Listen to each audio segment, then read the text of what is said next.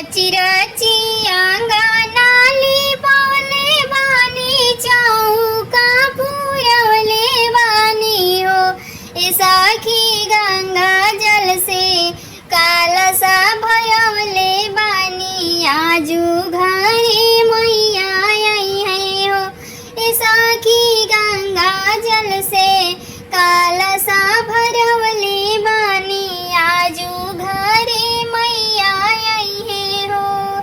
रची रची अंगनाली पावले बानी चौका पुरवले बानी हो।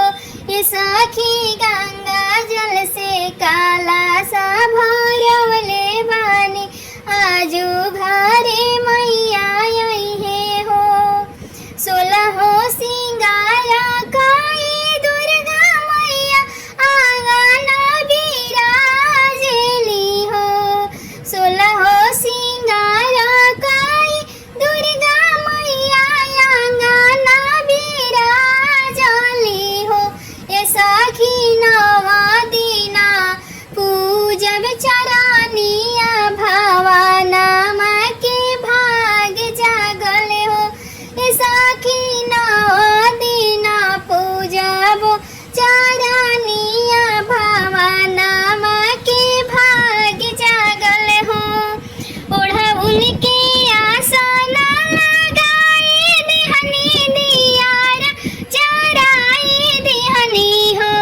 ए सखी मह मह मह के लहू मिया बिराजे दुर्गा हमारे घरे हो। ए सखी गम गम गम के लहू मिया बिराजे दुर्गा हमारे घरे हो। सोने के थरिया में फल फूलाया छाता जुटाई दिहनी हो। ए सखी हलवा पूड़ी से भोगवा लगाई दिन बिराजेली दुर्गा हमेरा घर।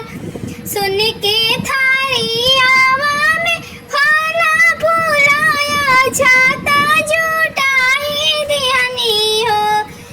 ए सखी हलवा पूड़ी से भोगवा लगाई दिहनी बिराजे दुर्गा हमरा घरे हो।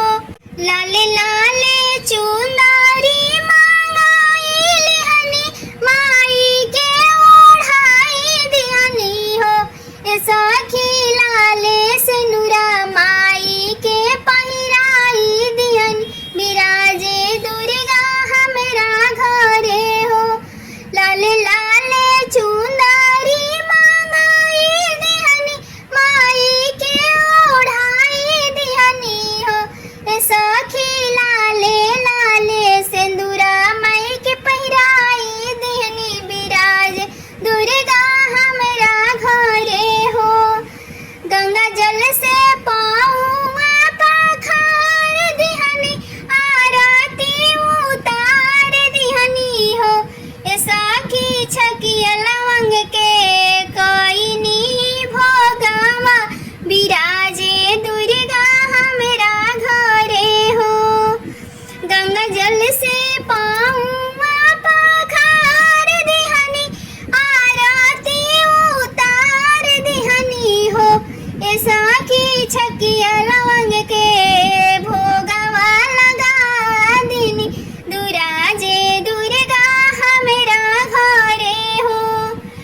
रची रची अंगनाली पाइले चौका पुराइले हो। ए सखी गंगा जल से कालसा भराइने आजू घरे दुर्गा आई है। आजू घरे साधु बहिनी आई है हो। ए सखी गंगा जल से कालसा भराई दिहनी आजू घरे मैया आई है। आजू घरे मैया आई हनी हो।